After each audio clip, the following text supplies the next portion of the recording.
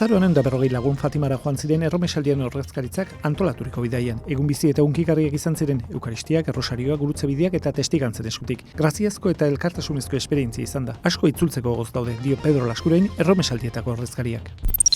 Joan den igandean, Agustindar elkartearen agur eukaristi hunkigarri ospatu zen errenterian. Sorrosaliak zera adierazi zuen. Gu bagoaz, baina errenteriako kristau elkarteak eta gure Elizbarruti maiteak bizirik diraute. Larunbatean espetxe pastoraltzaren bazarra ospatu zen. Elisa García Espainia, zigor zuzenbideko eta kriminologiako katedradunak espetxen egitekoaren bilakaerari buruz, zigorretik gizarteratzeraino hitz egin zuen. Gabonetako kanpainari buruz ere hitz egin zen bazarrean, hau da, parrokien material bilketa eta sentsibilizazioa. Aste gogorra Elizbarrutirentzat, 3 apaizek agur esan digute. Manuel Oiartzabal, Andoaingo Sorabilako parrokiaren buru izan zen eta Genaro Lekuna Azkoitiaren zerbitzura aritu zen lanean. Bestalde, hainbat urtez Elizbarrutian lanean jardun ondoren Erbetieno apaiza bere sorterrira itzuli da. Manuel Genaro eta Herberi, gure maitasun eta eskerrona.